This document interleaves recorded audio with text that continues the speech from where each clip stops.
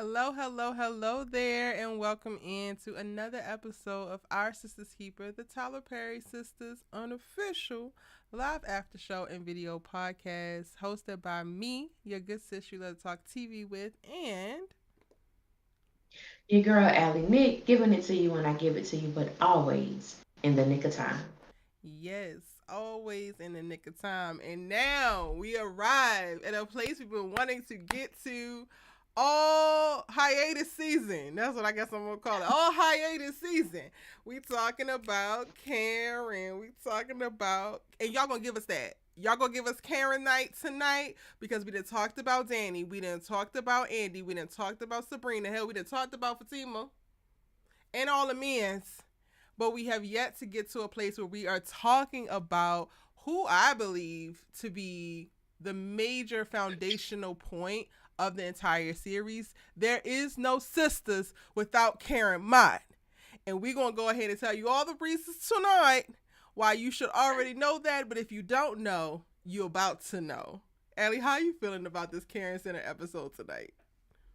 I'm feeling great because I must say that we've saved the best for last. Hello? Just put that out there. We've saved the best for last.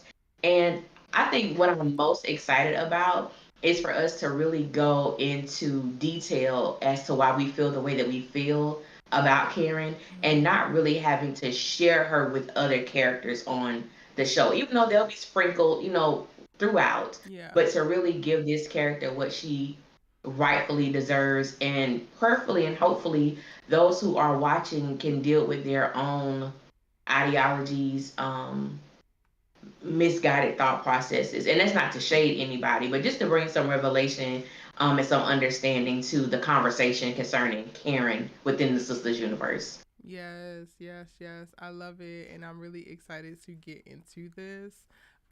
We make no qualms about Karen being one of our, or being our favorite character, not even one of our favorite character, within the Sisters universe. And as Ellie said, that we're going to point out in this video, in this conversation, all of the reasons why. So if you missed some, this is the perfect time to tune in. You can also still feel free at any given point to share your thoughts, share your counter thoughts, because this is a conversation. We are live with y'all tonight. Hey, Miss Kelly Hester Jones. Hey, Boo. Haven't seen you in a minute. Welcome in, honey. Hey, Tam B. Hey, Demetria. Hey, DNC Greatness. Hey, Janelle. Thank you for joining another live. You was in here earlier with me for my All American live. This is a conversation, and again, we are live, so like, let's go ahead and have the conversation. Now, I've already started by letting y'all know that like Karen is the pillar, the foundation of the show. I would also argue that she is Tyler's best writing work within the Sisters universe as it pertains to like writing a character on the actual page. Then we get to the wonderful Ebony Obsidian, who gets to embody, breathe life into, and present to the world Karen Mott as a character. Before we go into the deep dive of Karen, do you want to take a couple seconds to talk about Ebony, Allie? Absolutely. I think it's well worth it. I know for me, I was introduced to Ebony Obsidian through the web series Tough Love, Same, and same. I fell in love with her character. She portrayed the character of Alicia, my namesake. But I just love the dynamic, and it was on that show that I realized just how great of a performer, a great talent that she is. And she was on that show for, I believe, 4 or 5 seasons. I believe it was, I if I'm not think, mistaken. yeah, I think Was they it four or might have five? kept at 4, and Okay, then they did spinoffs. okay, Yep. they did spin-offs, but it was great seeing her there and to see the different projects that she's had and this amazing, couple of, I would say, the past 2 years with what was it, the six, oh Six god, triple the eight. six triple eight, Mm-hmm. yes, 688, and her portraying that role. It was just breathtaking, and it felt so amazing to see her win two NAACP awards and to have this beautiful spotlight shined on her, especially because she has received so much hate and so much criticism in her portrayal of Karen. So definitely Ebony Obsidian deserves all the flowers. And she has all, and even with all the hatred She has maintained poise. She has maintained her integrity and her character. She's never wavered.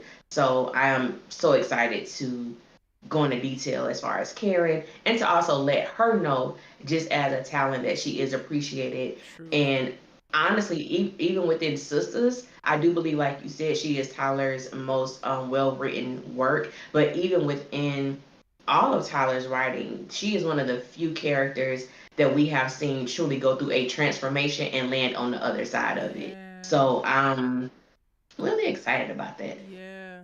And it's so wild because I think it took me two, like till season two or maybe three, to learn that she was actually the youngest. Ebony is the youngest of the cast. Like when they first started, she was still like early 20s or something like that. Hmm. And portraying a 35-year-old woman as she continues to progress, and the amount of weight and meat that's placed on the Karen character with the Karen story of like the decoupling, the unplanned pregnancy, the not being able to let go, the entrepreneurship, the mom of a friend group, but then also rivalry and jealousy within a friend group. Like there were so many things thrown at her as a character, and it's, for all intents and purposes, in my opinion, these are things that she's probably just now starting to bump up against or run into in real life. And somehow, some way, she was able to pull from very real places to make all of the things that we see Karen go through so very real, even with what we would probably look at as a woman who was a little bit less experienced with certain things because she's younger, but carrying so much. Like I marvel at that. Like you, I've been a fan of hers ever since Tough Love, and she showed so much of these acting prowess within that web series, right? Way less of a Hmm. budget, probably way less time to shoot, so many more constraints. But you can tell and you can see very early on that Ebony thoroughly enjoys what she does, and she really respects the craft of acting, and she brings that to every single role, whether she's doing a Tyler Perry project or she's doing If Bill Street Could Talk. Like Miss Girl is tapped in, and I am so grateful to have seen her very early on and to be able to watch her journey and to be able to consistently each year call myself a fan of hers. And honestly, she is the thing that's keeping me watching Sisters, because if there was no her, I don't know if I would still be here 8 9 seasons in. That says a lot. That says a lot. I definitely want to bring awareness to her age, because I don't think a lot of people knew that. I believe that once they started filming Sister, she was 24, but by the time the show actually came out, I believe she was 25. So as Okay. you said, there's this young lady who's playing someone 10, 11 years older than her, and she has been able to just, she wears it so well. Like watching her, I never thought, oh, that chick only 25 years old. Like Mm-hmm. it did. She was up there like hanging with the big dogs, in a sense. And so I think even to be at the age of 25 and to deal with all the backlash, and normally a 25-year-old would, as they say, would really show their natural behind in these Hello. social media streets at 25, but she didn't. She just didn't. And I think it goes to your point of how much she appreciates the craft and the Yeah. opportunities that have been presented to her. And it just really showed that she is truly a class act, because I don't know I ain't gotta if be I would,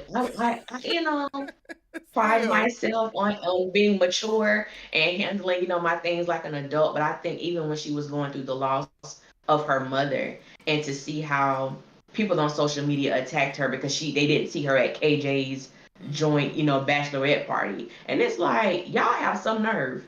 Like this lady is about to bury her mom, and y'all, well, why she ain't in the picture, or where's she at? And just the grace, Yep. in which she has maneuvered through this space has been absolutely beautiful. Because I don't know too many people who can handle the type of scrutiny that she has experienced at such a young age, and the volume Yep. of the scrutiny that she has received. So to everybody who may be saying y'all didn't do this for the other characters and didn't, and didn't, and we are fully aware of that. But we Cause gonna at give its Ebony core, we her also flowers gotta because be she deserves honest, it. y'all, and that's another thing that I think is very disingenuous and honestly a little disappointing, that people are expecting us to just say the same thing across the board for all the people. I think the through line of what Ellie and I bring to every character is effort, energy, and clear analysis. Now, the feelings that come up and the thoughts that come up from the character are always going to be different because these characters are navigating differently. We are, in a lot of ways, because we get more screen time with other characters, we actually give other characters more effort and more energy than we do the Karen character because she doesn't even have as much screen time as their other characters.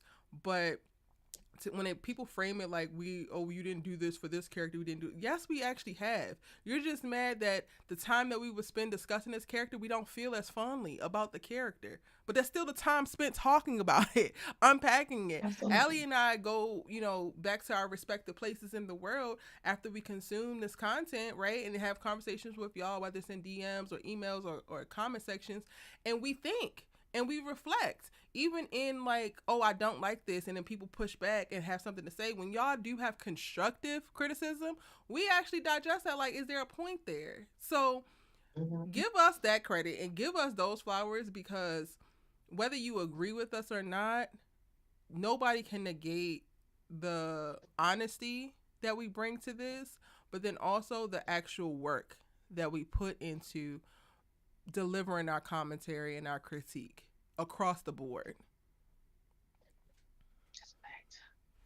All right, so we done gave Ebony her flowers because she deserves them. And she, while I feel like Karen is beautifully written on the page, even with all the flaws, y'all, because we're gonna get into it, she is 100% a major factor into why Karen Mott as a character sings on the screen.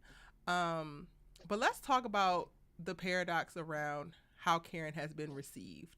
And I think you were the first to like really point it out in our open conversations that people actually used to love Karen. And honestly, I've been beat over my head so much about it that I was really forgetting that as a fact. But do you want to speak to how people initially saw Karen? Yeah, initially, not, and when I'm making my assessment off of, because I was really heavy in the Twitter streets the first like maybe 2 or 3 seasons of Sistas, and just judging from the comments over there, people truly loved Karen, especially when she stood up for herself to tell Zach, there's a certain type of man that I want, and you're not meeting that description. And I have met that type of man. I remember there was one person specifically that tagged Ebony and was telling her that that scene made her cry because she didn't have the bravery to tell the man that she was with that he's just not, you're not who I need at this moment in my life, nor are you who I want.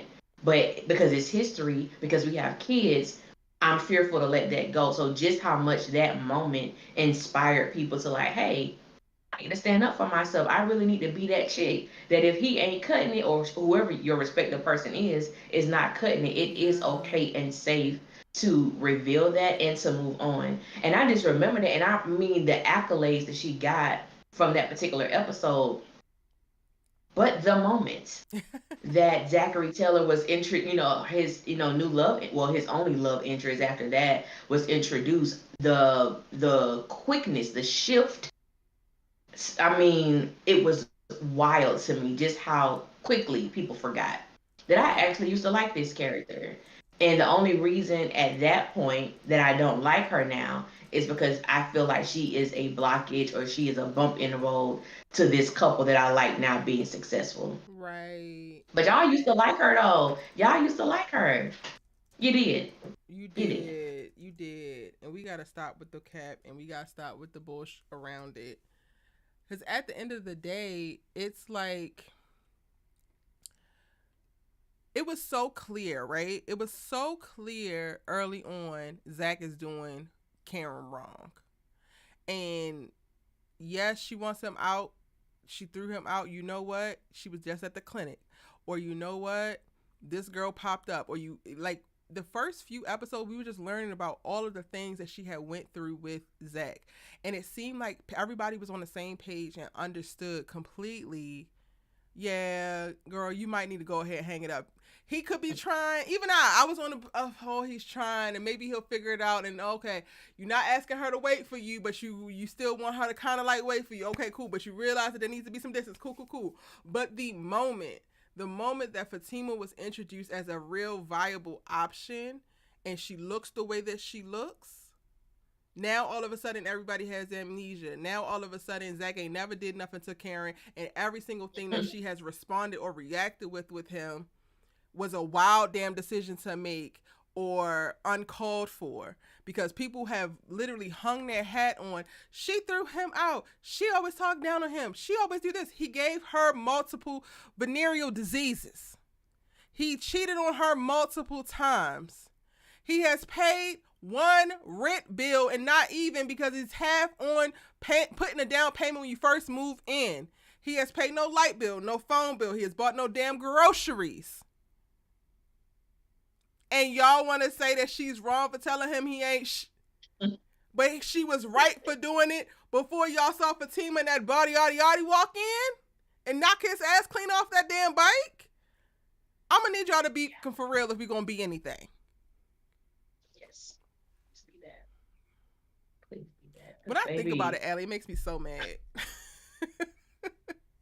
For me too. You know,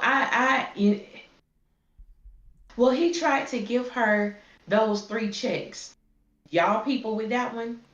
The little 3 checks he taped to the mirror.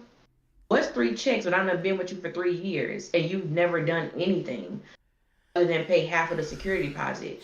What's those checks for? You can. I said, baby, and Zach, for me, because y'all know I never liked the bastard.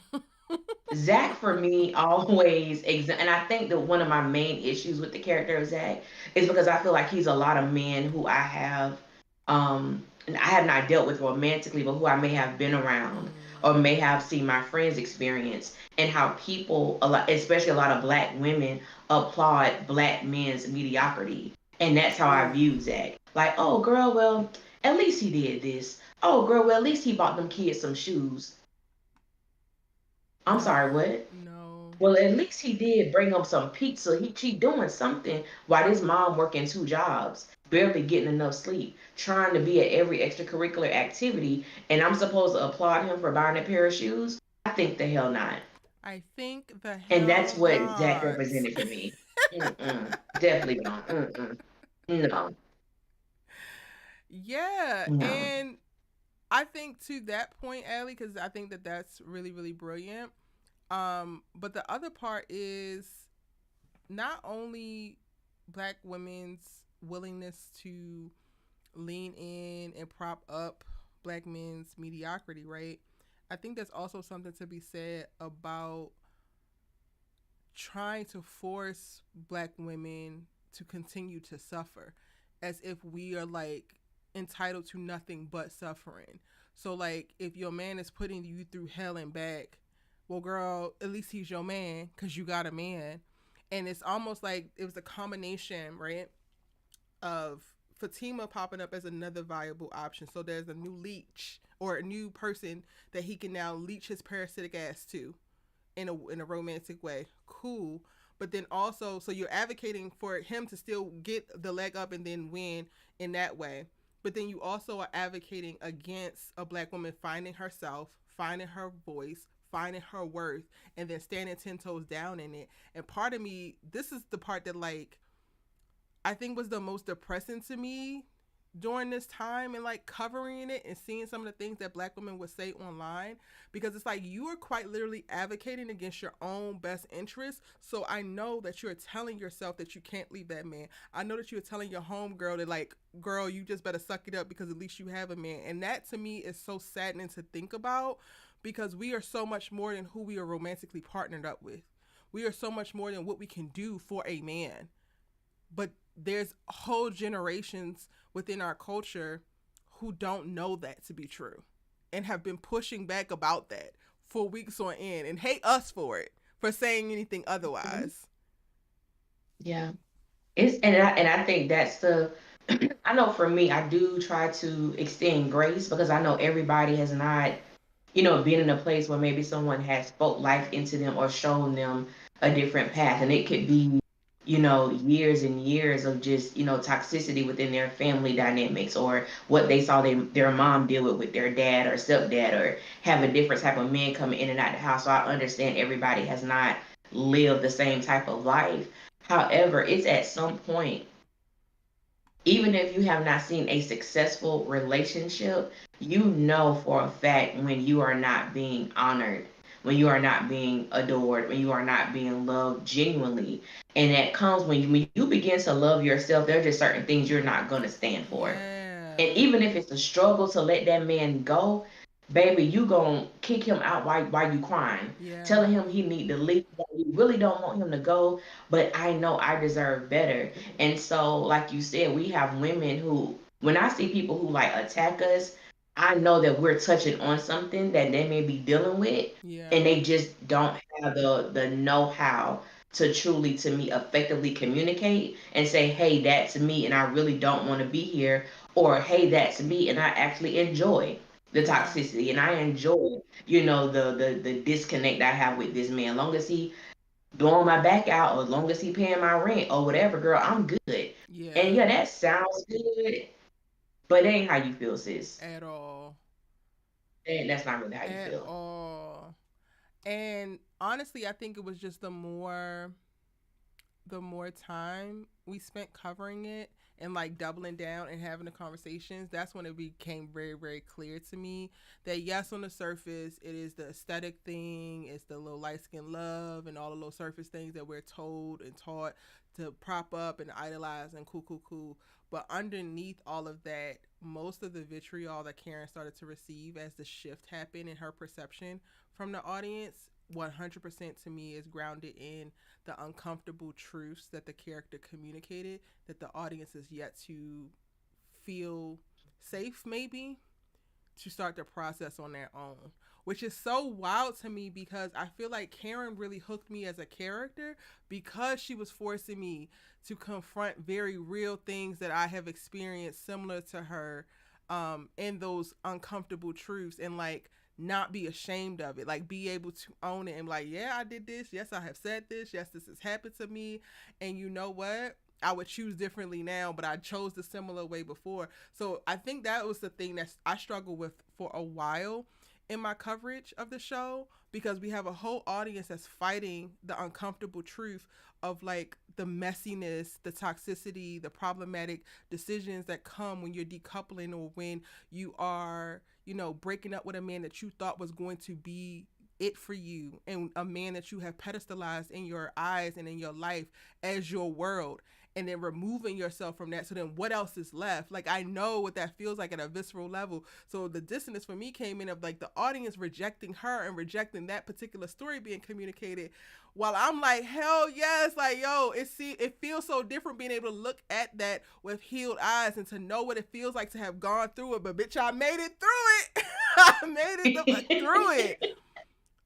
I don't know. That has always been Yes. something that like has percolated for me, and I don't know if I've ever articulated that within my content, but that has always been kind of weird because the audience is pushing back so hard, and I'm just like at pretty much every step, especially at her most toxic ones, because if it's not something that Karen actually did that I've done before, it's something that she did that I wanted to do, but I was too good to do, or like, oh well, I can't go that far. No, I should have took it to hell if I was gonna go. What do you think about I that can't. reflection for me? I think that's, to me, that's what, um great character development, that's what it's supposed to do. I think it is supposed to cause us to think, to reflect, to like, dang man, I remember when. And so for me with Karen, I had a lot of those I remember when, because when this show came out, I was already like far removed from Yeah. that Yep. that space in my life. So it was kind of like, wow, dang man, ooh, I remember what it was like to love somebody and fashion your life around the idea of this is the man you're going to spend the rest of your life with. This is who you're going to have a family with. And that sounds good. Mm-hmm. It looks good, this picture that you've made up, but you have yet to include the fact that you can't control this other person. So even Yeah. though you have fashioned this ideal in your mind of what it's supposed to be, you can't control what this other person does. And when that person does not line up to this image that you have in your mind, you're shattered. And so I know what it was like to end the relationship and then still go back for sex. And I'm one of those women. If we break up, we're not getting back together. And I mean that. Now I Ooh. may go dip my toes in the pool again, but emotionally, I'm not putting myself situation. And so I had to learn, okay, Alicia, emotionally you're not going back, but you're still going back sexually, so you have not closed that door. It's Yeah. still open. And the possibility for emotions to get involved, oh baby, it's very clear and present danger there. Go ahead and close that door, lock it, deadbolt it, and do not open it again. And Do so not open it so I could again. I no, don't open it. Don't open it. So I understood Karen's tug of war. I love him. I want to be with him, but he ain't got no, he ain't got no get up and go. He ain't trying to do nothing. I don't want to connect myself to that, but I love him and I'm Yeah. not over him. And that's the one thing I really do appreciate about that character, like you were saying, the resistance from people, or the fact that if you was gonna do something, you should have went to hell with it. Because some things Karen just went to hell with. Yeah. Like she did it all the way, and it's kind of like, dang, what would have my all the way to hell look like? For me, I'd probably be in prison, you know. So that probably wouldn't be good for me. I'm just being honest. That probably wouldn't be good for me at all. But I love the fact that this character she was just very honest. Mhm. And let me say, that's not to say that Karen has not said a white lie like everybody else on the show, but when it Yeah. came to her feelings, Yep. she was always honest, whether we agreed, whether we approved, whether we was like, girl, what the hell? She was still very honest about where she was at every given phase of her emotional state. And that I really appreciated. And apparently, I Truly think for me, appreciated. that's something that I guess I gravitate to because that's also why Danny, I think, is my favorite character on Beyond the Gates. She's honest. Mm-hmm. Everybody lying. Everybody lying. She might be shooting up weddings, but at least she's telling the truth. I can get with Okay. somebody who leads with what the hell they actually want, what the hell they actually feel, because I know where I stand, and I can make a decision, right? Like I can decide if I want to accept that or if I don't, if I want to befriend that or I don't. People who lead with lies and bullshit manipulate you into relationships with a person that doesn't even really exist, and I hate that. Like I hate it. I would choose Karen as the person I would befriend any day because the way that these other women navigate their friendships with so much dishonesty, Danny's portion jealousy, Sabrina lack of I guess next up would be Sabrina, but I would still struggle in a friendship with Sabrina because she doesn't have a strong enough voice for herself for me to trust that she actually does say. And then and then once I learn it, I can't trust you to guard my name and my likeness when I'm not in the room. We can't actually be friends. We maybe could be Mm-hmm. associates, but we can't actually be friends. But Karen, I don't give a damn if she going to hell. I don't give a damn if she's going to burning up somebody. Like she would be the friend bitch I'm riding and dying with. You got it because she gives me a choice by being honest. That's a fact there. Baby, that's a fact. And even going back to Danny on Beyond the Gates, just a little tidbit tied her in with Karen. When she told Andre, the woman you're sleeping with is a hot mess. I hope you know Yes. that. And I'm like, this is what I'm talking about. Like, yes, we have great sex. We enjoy each other's company, but trust and believe what you're looking for. I really can't give it to you right now because, baby, this right here, hot ass mess. This is Yeah. what you're dealing with. And you need to know. She ain't sugarcoat, but from the very beginning of that show's inception, his introduction to us, Danny has stood on business. This is what it is. And even like with 100%. Karen, to tie that back, that's what I have always appreciated, regardless of how ugly it was, how messy it was. This is my truth. Mm-hmm. Do with it as you please. Take But it or leave this it. is just what it is. Yes, take it or leave it. Love that. Yes, ma'am. So, spending just a couple more minutes here in reference to why you think people struggle with Karen. We talked about, her presenting the uncomfortable truths. Ultimately, it's probably the honesty thing, and a lot of people were living lives that are lies. um, Mm-hmm. but I also think that it's so much easier to fall like in love with an idea of somebody than it is to fall in love with who somebody actually is, because then you would have to take into account their flaws and all. How do you think? Well, one, I think that that's mirrored in the show, right? Because I think that Fatima very much so has fallen in love with the idea of Zach, and we watch Karen as we start the series in exiting her relationship with Zach, realizing that she fell in love with an idea, and this person never really like materialized, and they've been there for she's been in that for 3 years. But also, I think the audience is mirroring that in reference to like who they gravitate to, who they prop up, who they defend so relentlessly, because the team of relationship is not healthy at all. But people are going to bat for it. We got Aaron and Karen Yeah. over here that give way more healthy than what we're Yeah. seeing with Zatima, and people ain't seeing it in that regard. How do you feel about my statement about people? It's much easier for people to fall in love with the idea of somebody versus who they actually are. And do you feel like that is a part of what's having people struggle with the Karen character? Yes, and I have always believed that when people say, man, I'm 100 by mine, I want people to be 100 with me. You really don't. You don't want people to be 100 with you. You actually prefer counterfeit. You prefer, you know what I'm saying? And that's just what it is. You prefer the counterfeit because the realness of someone, as we stated, accepting them and them exposing their flaws and all. And when you talk about flaws and all, flaws could be some really just murky things, whatever it may be. They don't communicate well, or they have issues with communicating effectively. I know one of my things, I tell people straight up, like, if it takes you more than 2 minutes to tell me a story that could have took 30 seconds, clock out. And I don't even do it on purpose.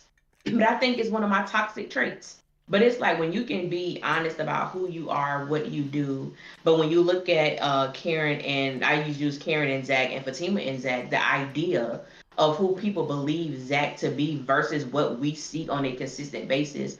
And what we have been shown is that people believe, or we have seen this a lot in the comments, Zach has changed. Zach is a different person. He's not the same man he was when he was with Karen. And we would always say, well, the only thing that really has changed about Zach is his address and the amount of money that's in his bank account. But the character and the nature and the core of the man has not changed Has at not all. He's changed. doing the same things. He just has money. And so but the idea of he has money, he has a good car, he has a good place to live, the idea of that man, because most women want a man to take care of them just financially, for Yep. them to be a provider. And I mean, at one point Zach was that. So I think the idea of Zach being this provider has made people just diminish and erase everything that he's actively doing and what he did not too long ago. Yeah. And so when you get someone like Aaron and Karen, oh, they're boring Yep. because they're healthy. And when you put it that way, like, wow, people view healthy relationships as boring. Oh, I want the excitement. I want this. No, you don't want the excitement. You want someone to degrade you. Ooh. Your definition of excitement means degrade me, disrespect me, belittle me, manipulate me, control me. That's what Zach does. So when I began to counteract that, when people say, "Oh, he's exciting," and I'm like, "What's exciting about Zach?" And when I ask those questions, it is very rare that people respond back to me.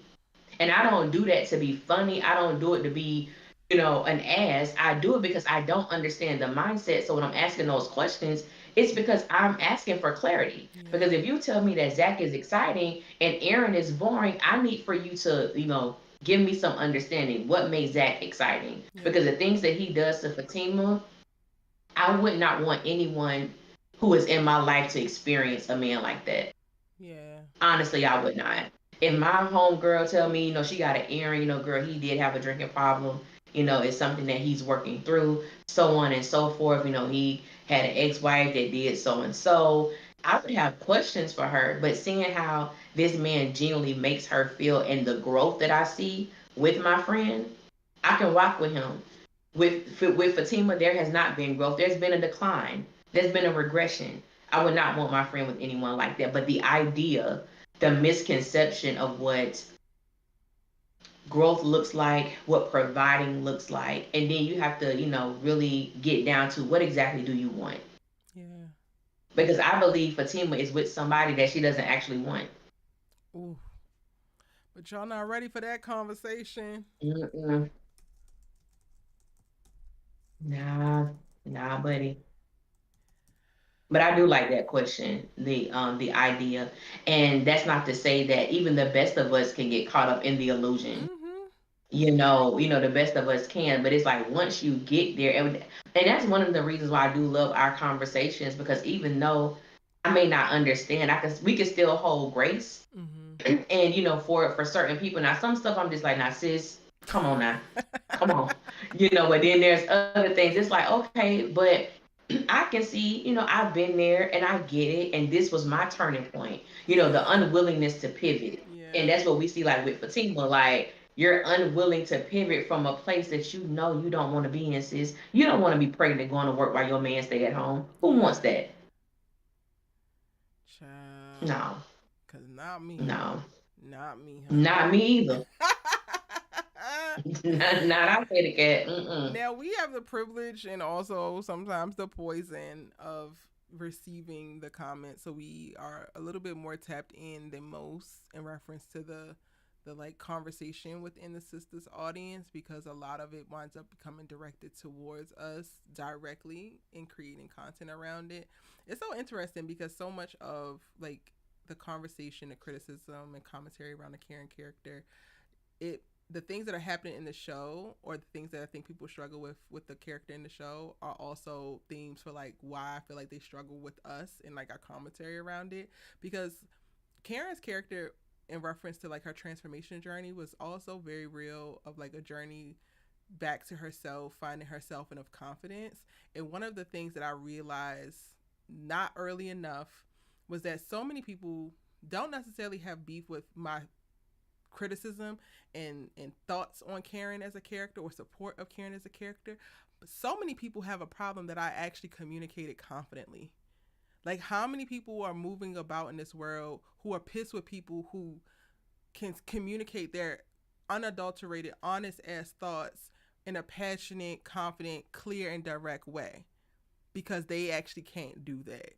And I want to take a second to like speak to that as well, because I hope that over the course of the years that we have been covering the show, that's something that has grown in some of our ops or some of our biggest critics. Because it's like, girl, ain't nothing stopping nobody else from deciding that their opinion matters, and to make a video or to make a blog post or to make a tweet or whatever, and use that for good, in reference to like having some type of like real lived experience you're speaking to behind the criticism to back up your particular point, or additional receipts or something like, I am just like you, Allie is just like you, we are just like each other.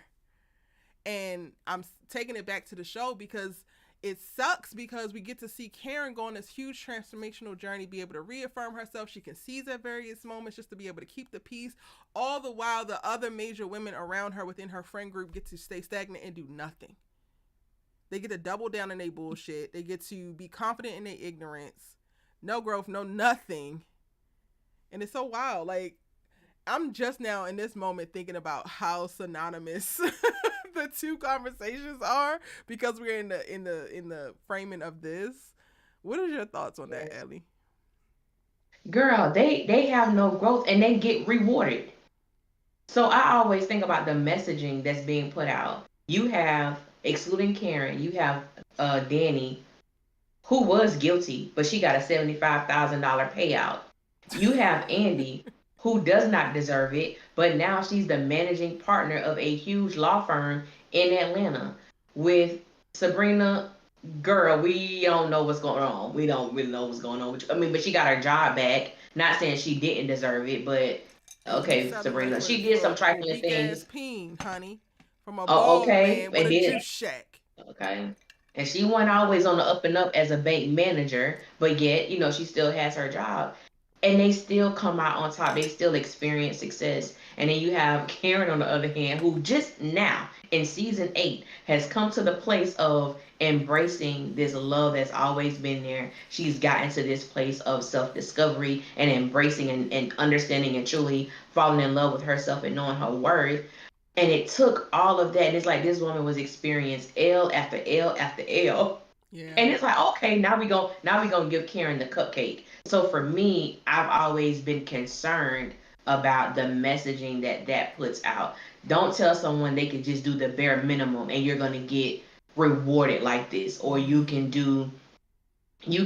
have a bully on your team and you gonna bull guard your way into an elevated position. That, especially for a black woman, baby, that's not how they work. You could be the most decorated person on your job and the woman and the person who deserves it the best. They gonna find every reason not to give it to you. So Hello. that is like not and I understand it's a show and I get that, but it's the backlash that you see that this character gets, while the other characters is like, oh yeah, give it to her. Why? Let her have it. Fatima, yeah, It's I think it's wild. wrong too. She got to be, and it's like, what are we talking about? Mm-hmm. Like, why are we pushing that narrative? But and also going back to what you said, just the confidence. Karen can be confident and be wrong at something, but Mm-hmm. she stand on it. Like that's what I appreciate. She stand on it. You have a character like Andy who can go and slap the hell out of Robin, tell him he like Andy. I mean, excuse me, he tell like him he like you are Gary. just like Gary. You are just like Gary, and this man still wants to be with her. What? So I have always appreciated when we begin to make the comparisons, we always give examples as Yeah. to why we feel how we feel, the reason we're stating the things that we're stating. And like you said, when you ask those questions, a lot of the times those people cannot intellectually or clearly state why they oppose what we say. Mm-hmm. I wish I could just show people a screenshot of certain conversations I've had, and then when I ask a specific question, no more Nothing. responses. No response No response. at all. None. Mm-mm. They Mimi Lux stop. Peace says, I realize the resistance to y'all's insight is because y'all are not the target audience. How dare you talk about being a healthy, evolved person? It's not judgment, it's empathy. Yeah, and then she also said, y'all help me mature in my ideals of healthy relationships, challenge my thinking whether I agree or not. And that's honestly what we here to do. I love that. I Yes, I love love that we're that too. accomplishing that because that's the point. There is, we don't make no qualms about the criticism and the critique that we have for the show, right? Um, but like we kind of look at ourselves as auxiliary content to go along with the show, and the ways in which the show is not calling you to be a little bit more critical in your thinking, a little bit more open, a little bit more affirming to what's the healthiest version of you. We're here to like fill those holes and like call that out. So we love that that is actually happening in the audience. So I'm so glad. I'm so glad too. And I just want to do a PSA. Okay. When I am engaging in conversations with people, I love hearing opposing thoughts because I am one of those people. Whether or not I agree with you, I'm going to consider your perspective. Mm, Like, okay, well, how did she come to this conclusion? Or, okay, and I would tell somebody quick, I don't agree with you, but I can see why you think that. yeah. I can see why you feel that way. I understand. I'm just not in agreement with it, but I get it. And I think that for me is where you can experience growth because I am willing to consider how you came up, With how it. you came to this place, and it's like not a push of resistance. Like, no, I'm willing to hear, what you have to say, and I think that makes like such More great difference. dialogue. Yeah. But when you have people when you're like, okay, well, what's the reason that you feel that way about Karen? She just get on my nerves. I already know, baby. I can't talk to you. Can't talk to you. She gets on your what? At Because all. this one young lady kept saying that, and I said, well, what is she doing to get on your nerves? Did she won't leave Zach and Fatima alone? I said, baby, she ain't bothering them. At all, honey. Give me something else. What? She ain't bothering them. Literally. They come in her salon. They calling her on the phone. She just trying to live her life and get it on with her baby daddy, the baby daddy, the second baby daddy. Yep. She ain't worried about it, but it's like, and I appreciate that comment so much because I know for me personally, that's what I like to do. I like to talk, I like to engage, and I like to hear different perspectives on whatever topic we may be discussing at the moment. So I appreciate that. Yes. And it's so interesting how people will hate you for having self acceptance and not having self hatred. Like the audacity, and that happens honestly. I think for the Truly. Karen character. Now we cannot move forward in like unpacking the Karen character and not only going into the paradox of like her reception without talking about the comparison to Fatima, because in addition to like her being the direct recipient of like Karen's man and like so much better, that created an inherent comparison situation that she is really kind of like suffering in as a character. And I think a lot of the hate is fueled because people feel like they have to pick a side and they have to choose one or the other. um do you want to talk about the false binary that's between the whole Karen and the Fatima of it all? It's so interesting to me because when Fatima was first introduced, I really wanted her and Karen to be friends. I felt like there was so much alike that they could find friendship in one another, and it could be beautiful, especially with Fatima like starting out leading to like, oh, I understand, and I'm going to be patient when it comes to this whole decoupling before she like was fully drinking damn Zach Kool Aid. What are your Yeah. thoughts around the Fatima comparison as a part of Karen's struggle within the show?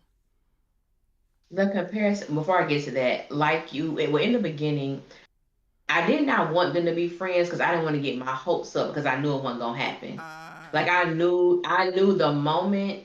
I'm like, Lord, they don't know they've been dealing with the same man, but when it comes out, this is not gonna be good. So I was like bracing Yourself. myself for the revelation to come out. But when I think about the comparisons of Fatima and Karen as it pertains to Zach, I think one of the things that always interests me the most is that as a collective, the fandom believes that Fatima has treated Zach way more. I'm talking about treated him as if Karen, he never knew what it was like to experience the love of a good woman.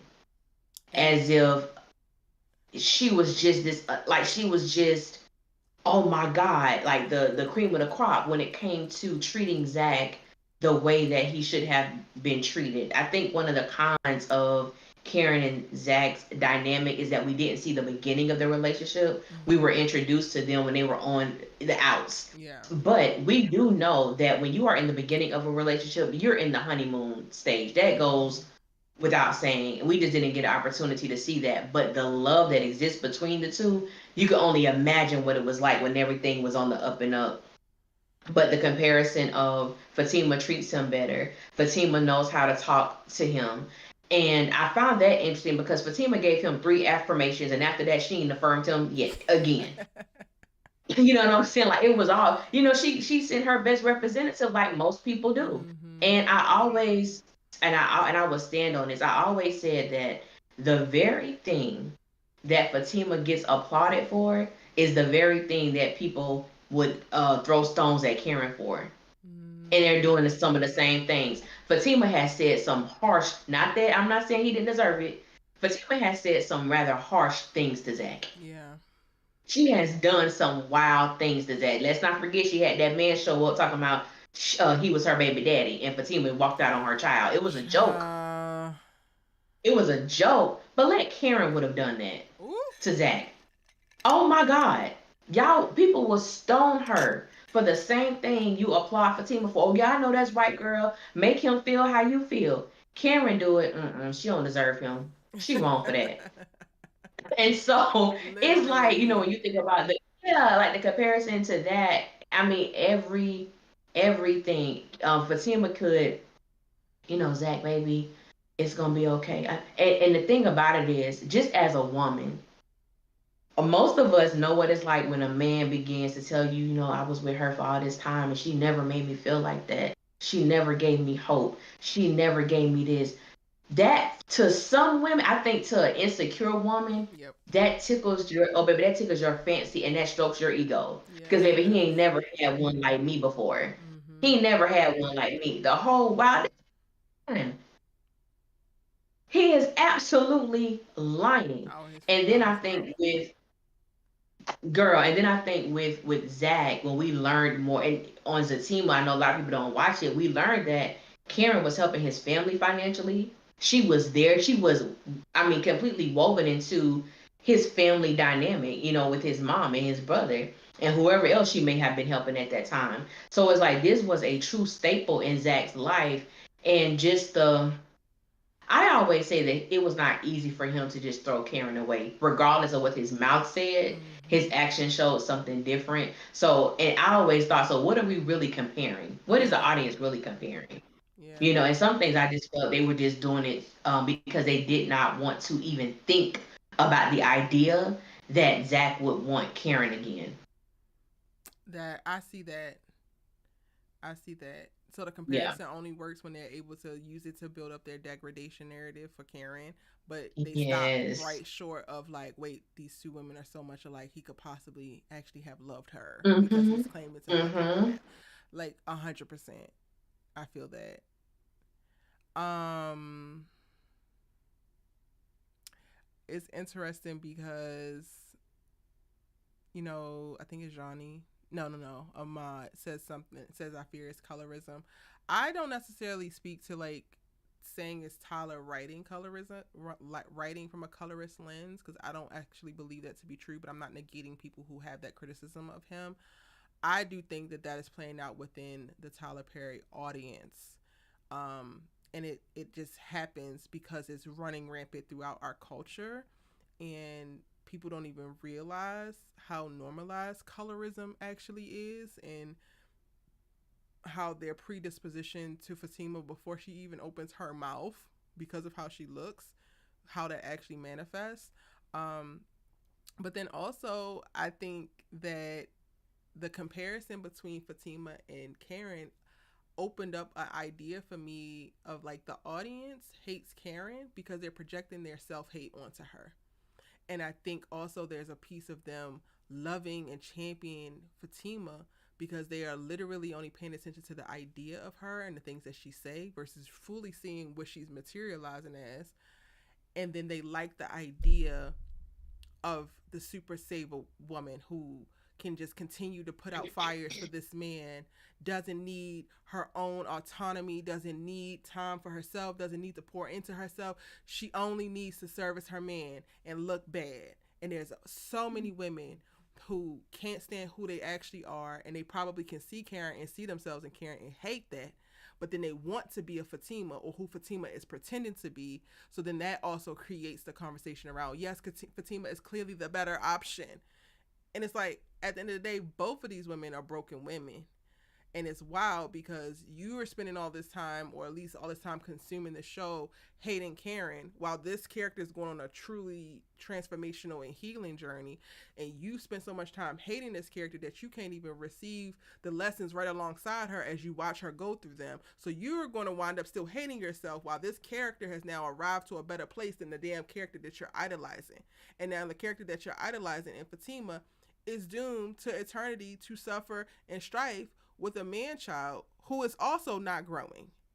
All the while, the one that was the demon, the one that you just hate so bad, has glowed up, fixed her mentality, shifted her mind, like changed her whole life, and is now really living a dream while y'all are still clocked in to the people pretending to live a dream. Yes. Hate that And for y'all. still won't give her no credit. And still won't give Karen the credit. Everything that you just said, this woman has experienced her glow up. She has accepted who she is, and now she over here living her best life. She only did that because she know there is no way that her and Zach could be together now that Fatima is pregnant. I said, my gosh, man. I mean, I think she knew that Zach was really serious about Fatima. They are engaged. Mm-hmm. And it's like she can't get any time that Karen experiences any type of elevation, any type of win it's always compounded by the fact that, well, she knew Zach don't want her. And I said, it's amazing how she don't even be thinking about Zach, bring up Zach's name, but the fandom will do that. Yeah. And because I always think, whether people will admit it or not, there's always that little possibility in the back of their mind that Zach is going to leave Fatima and get back with Karen. Ooh. The possibility of that happening. So I have to do everything I can to not even allow myself to think that that's going to happen. Right. And when people say, "Well, no, I don't think Fatima, I don't view Fatima in that way," you do, because y'all the same people that would say Sabrina need to be by herself. Danny doesn't do anything at her job, and Fatima do the same thing they do. Y'all ain't saying Fatima needs to be by herself. You're not saying Fatima don't do anything at her job. She literally does the same thing that Sabrina and Danny does. Nothing when it comes to work. And with Sabrina, when it comes to me, she doing the same thing. Clock it, friend. So when Clock Erica it. and I make certain, you feel me? So when Erica and I make certain statements, it's backed up on the show. But people, no, that's no, that ain't. It is. It is. Because, how is it not okay for Danny and Sabrina and Karen, but it's okay for Fatima? And that goes back to the being honest with oneself, Yeah. doing the work to figure out, why do I feel that way? Yep. The idea, the illusion of it, who I think I am in my relationship when I'm really not that girl. Not that you can't be that girl, Yep. but being that girl requires work. It requires change, which they have allowed us to see with the character of Karen. Yeah. That was a word, Hmm. Ellie. I love it. We got the, you know, revelation help us all. Hello. Okay, y'all. So we didn't got down to the nitty gritty and stated some very real contextual facts that we need in deep diving into the Karen character. Now we're going to shift into her character report card and talk about her in relationships, not only romantically, but with her friends. A little bit about, her and her family, because we only get to see her and her mom. I would love if they ever introduce Karen's brother, but I don't know if that's actually going to ever happen. Yes. And then how she's navigating the world. So as a friend, how would you how do you think about Karen's loyalty to Andy, and like how she shows up into her friendship with Andy? Lord, I hate to say it, but I'm gonna give her a when they if we're Unfortunately. giving grades, I'm gonna give her a when it comes to Andy. Initially in the beginning, we were seeing that you could tell that Karen has had to be strong, Mm-hmm. a strong tower for Andy throughout probably the duration of their friendship, starting from college, Andy being in an abusive relationship, being in other abusive situations or toxic situations. Karen has had to be that strong tower for her, and in some instances, her savior Yeah. as well. And I think her loyalty to Andy has been to a fault, because I believe the same loyalty that she has extended to Andy, she wanted to believe that Andy extended that same loyalty to her. And we found out within the show that that's not the case. And you could tell that Karen was hurt by that. But of course, the writers have to make her feel guilty about walking in that truth and have her apologize. But it doesn't negate the fact that she has been loyal to Andy. She has been down for Andy, even some instances where I feel like, Andy needed a swift, hard, rough lashing of the mouth. Karen was still there. Of course you deserve to get married. Yes, you're worthy of marriage. I said, now, Karen, don't you lie to her. But Andy was going through something. She had just found out about Penelope. But, she is that cornerstone friend. She is that lighthouse friend. You muted, Erica. My bad. And her friendship with Andy is one of the many examples of that. She is just so incredibly loyal. I would also give her A. And it's crazy because Andy doesn't deserve it, but because she's so committed and she's decided that this is who she's going to be, she's going to give her all. She gives her all to everybody that she loves, and unfortunately comes back to bite her because the way that she reveres her friends and the way that she loves is not fully reciprocated in the way that she actually deserves.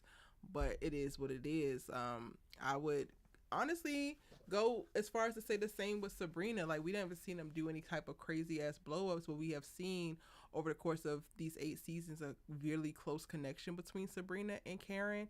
A quieter connection, a safe space for the both of them, which I was really glad that they had because, without having an Andy to show up and be supportive in the same way that Karen has been supportive to her, I needed Karen to have somebody, and I've been so disappointed in Sabrina in the last few seasons being like coerced into the bullshit with Danny and Andy, because honestly she started to betray this very intimate real connection that she had with Karen, all the while Karen has yet to betray her regardless of any of the decisions that she's making.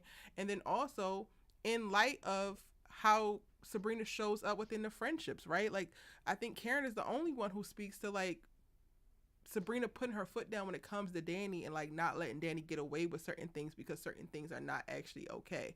And Karen is who Sabrina can actually go to when she can't go to Danny because Danny wants some absurd shit. And it's like, that means nothing to you, so much so that you just want to be able to kiki and have brunch and mimosas with this bullshit. But you literally know what a real friendship, what a real connection, what realness feels like, looks like. You can taste it, and you're willing to like sacrifice that. Why? Girl, I have been like you disappointed that the writers have not really given us an opportunity to see the bond between Karen and Sabrina.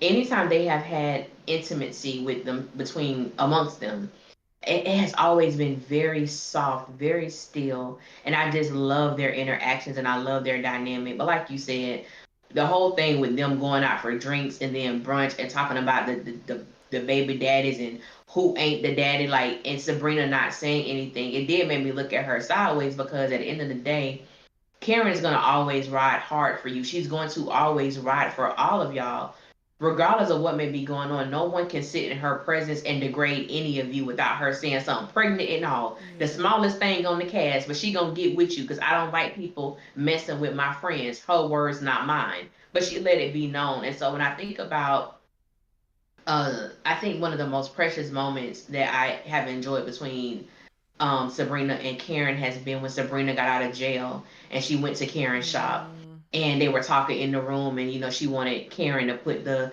braids back in her hair, the locks back in her hair, and just wanted to feel like herself. And Karen is going through her stuff. Didn't bring it up to Sabrina what she was going through, finding out who the baby daddy is and all this stuff like that. But she let Sabrina know, hey, I'm here for you. You're going to get through this. I love you. Gave her the tightest hug. And that was the end. But I thought that scene was just the mm-hmm. exemplifying who Karen is to Sabrina and also to the sister circle. Yeah. Regardless of what I'm dealing with, I want you to know I will stop whatever it is to make sure that you're okay. And Yeah. to me, she has done that several times, and it has not been reciprocated At all. And at the all. number one offender is definitely Daniela King. Like, the way that she does Karen as opposed to how Karen does her is quite literally deplorable. And if all you had to go off of was the first 2 episodes of the series, then maybe you could still be like of question with that. But to watch Danny throughout the rest of this season thus far, it is quite literally disgusting. When we first watch them as we enter into the show, it's a question, right? Like, y'all talking about Danny behind her back. Like, is this the fat friend that y'all don't want to actually like be respectful of and mindful? Are y'all being fat phobic? What's going on here? We don't actually know.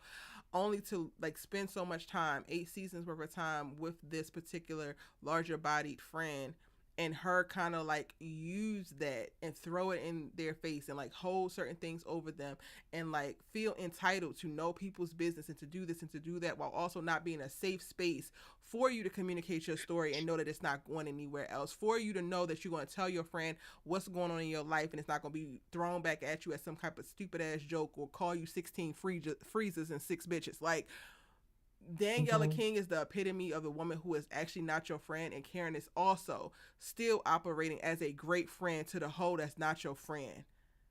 It's literally A's across the board for me. It is.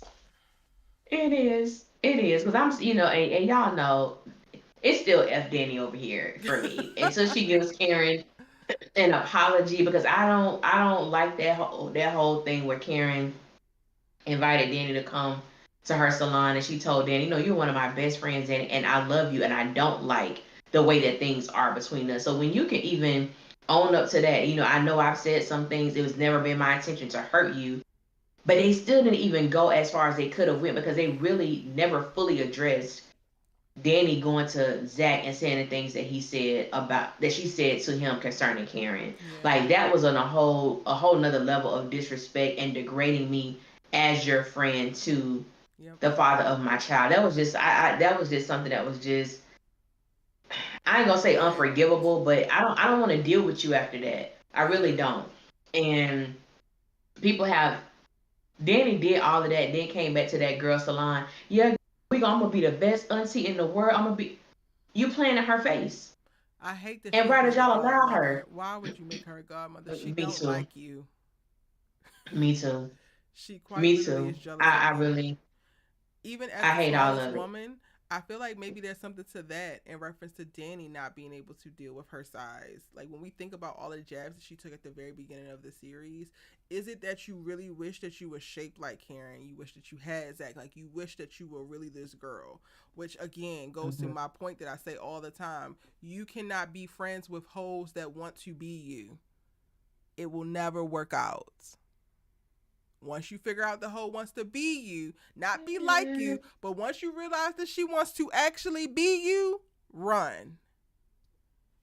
Yeah, But Karen handles the that's a fact. conflicts and the betrayal so beautifully, which is why she's getting the A's across the board as it pertains to these friendships and like how she shows up in the friendships.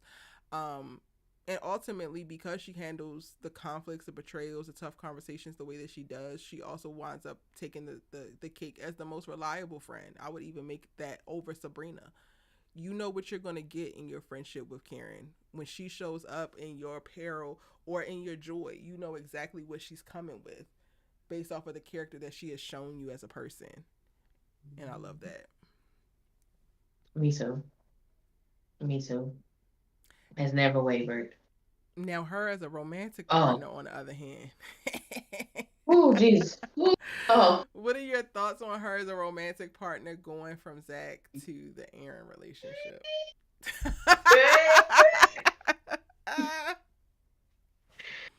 You know what? I ain't gonna lie. Right? Okay, this is what I will say.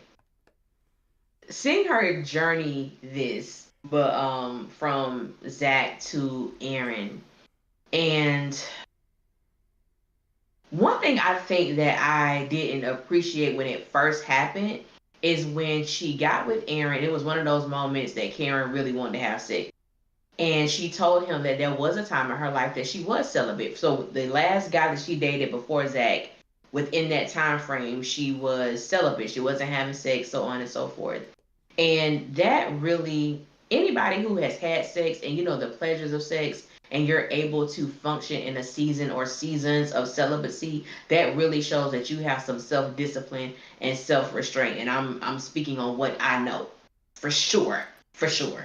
And because that has been that was my journey for a while, and it was years that I functioned in these seasons of celibacy, and to be able to do that, and then to be laid up with a man who has all the right things in the right places, and you're able to withstand, even though he was on his celibacy journey as well, that said a lot to me about just who Karen was. And I understood that her relationships prior to Zach and with Zach just wasn't based on sex, but something a little bit deeper than that, even though we don't really know who all she dealt with before him or whatever the case may be. But to see Karen, it's almost like she had to unlearn who she was Mm-hmm. as a romantic partner, because because Zach and Aaron are definitely two different individuals who are bringing totally different things to the table. And it's one thing to be with a man who has fake confidence, Yeah. but to actually be with a man who has confidence, Aaron came up like, I don't care who wants to get with you. I know what I'm bringing to the table. It don't even matter who he is. He ain't gonna outdo me. And I'm like, what? Stop it, because we I want to have sex with you right now. You can't be talking like that. You can't be talking like that. But I think just the unlearning of who she is and the things that she wants and the things that she probably never even knew that she wanted Yeah. be presented in this person. And I think that to me the letters, that's something I didn't appreciate too when it first aired. And so when I Oh, went back I and really love the looked at that letters. Oh episode for my what it God, I was, love the letters so it was like a much. shedding. It was like a shedding. You know how you watch a snake sheds its skin. It's still moving. The skin just don't fall off. They have work to do as well in that process. And even though some people didn't appreciate the letters, they felt like she was dogging Zach out. It was her truth. And sometimes when you are trying to shed and become this new person, it hurts. You got, Yeah. because I'm sure as much as it hurt him to listen to it, it hurt her to write it. But these were her feelings and things of that nature, and I appreciated that so much. So to see Karen go through this evolution from Zach to Aaron has been such a beautiful journey. It wasn't linear.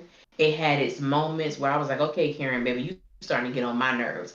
Just being honest, I had those moments, but Yeah. I always appreciated her journey because she was honest within it. Hmm. So regardless of how it looked, baby, if I got to go to your house, if I got to come to your job, if I got to let you know I don't give a damn you with Fatima, I want you. That's what she was. Then it was like, oh, well, she should respect Fatima. Oh, I'm sorry, what? No, I don't. I don't got to, and that's just where she was. And that's Respectful. I'm just not. I'm not it. even. I'm You not don't even even know there. What you her. talking about? And don't. Yes, I did the help for help one time. That's it. That's Andy. That's Andy friend. You know what I'm saying? But it's like that. It has been beautiful to watch, and even with her and Aaron, I've loved them from the very beginning. And I called that that's who she was gonna be with from the first time they had their little Well, meeting, bless your heart, cause and he I got ain't in see her it. I car. was I on his did. ass. I was on I his was like, ass that's from the the one. very first moment. I said, that's the one. When he got in that car and he was like, Aaron Carter, and they had that music playing, I said, oh, I said, that's who she gonna end up with. I said, that's who she gonna be with. And I have been waiting long, Yeah. long time, but we here. But it's Yes. been beautiful. It's been beautiful. And her So romantic journey from going from Zach to Aaron has also tracked with her personal journey, which is also just very rewarding to see. The more confidence she has, the more she was able to affirm herself, the more she was able to release toxic cycles that she found comfort in, the chaos that she found comfort in, and free herself to walk into something more special, more healthy, more beautiful, more literally like custom for her. We actually got to watch her grow as a person. And when I think about the evolution from Zach to Aaron, it's the evolution of a woman who has now finally unlearned certain things about herself, but then retaught herself that the settling, that the allowing herself to be pulled down, to be restricted, to dim her light is not actually okay.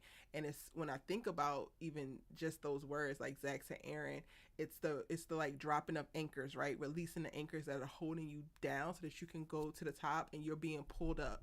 Like I feel like Aaron has called her into a space of like her being her best self. Yes, ultimately for him, but it benefits her as well. Like he wants her to be a happy, healthy, grounded woman and operating in her fullest potential. And that's what we're now getting to see. And it's like, it's so beautiful. Like you said, it's so beautiful. it is. It is. And the fact that that's even getting hate. Like, girl, I don't care what y'all say.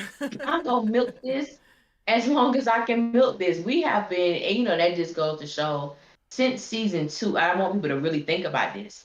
Since season two of Sistas, we have had to watch Zach and Fatima Child. budding relationship. Since season two, it's 22 episodes per season. So from season two to season eight, Beating us over the head with it, baby, really. beating us over there.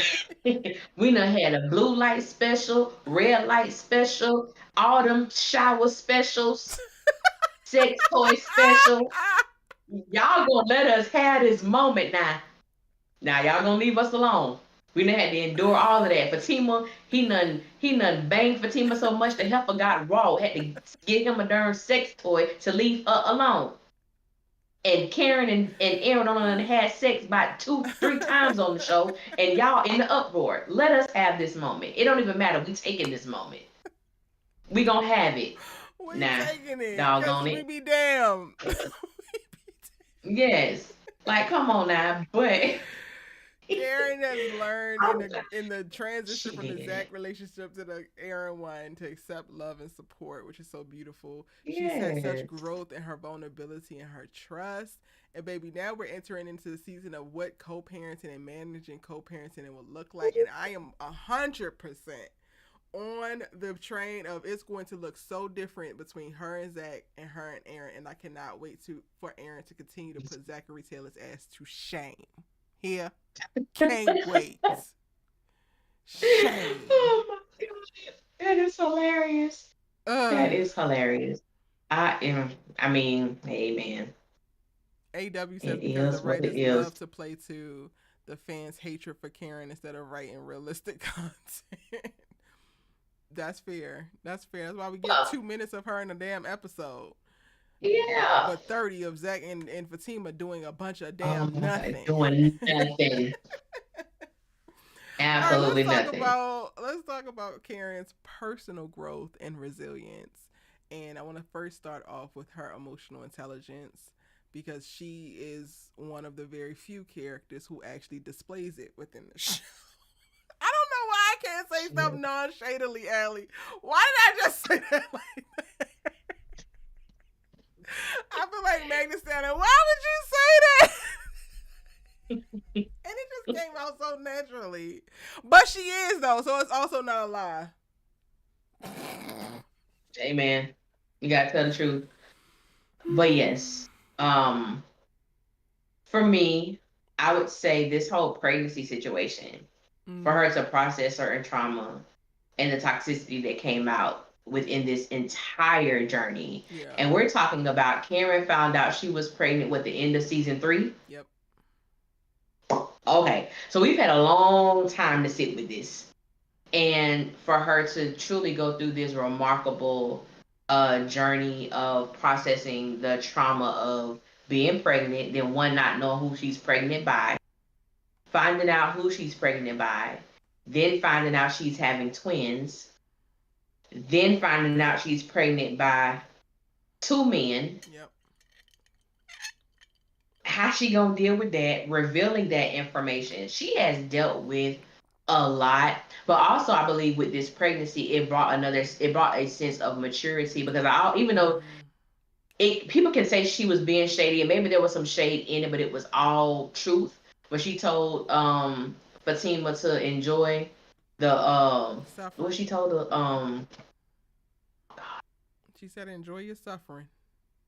enjoy the suffering because she know what comes with it. Hey, this what we gonna do. We gonna come up with an agreement. We gonna run it through Andy because I ain't got time to go back and forth with you. This is what it's going to be. So I think that her knowing that she's becoming a mother helped her Yeah. maneuver within those toxic spaces and those toxic situations. Even when things were, Fatima walking into her house. Um, Making the decision to truly break things off with Aaron once and for all. Like processing certain things, but understanding that I'm doing it, I believe, for my betterment. And to see her do that has been absolutely great. But even like you said, it's not often that we see any other character do this.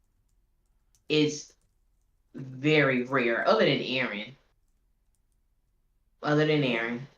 We don't get opportunity to see that. And it was a lot.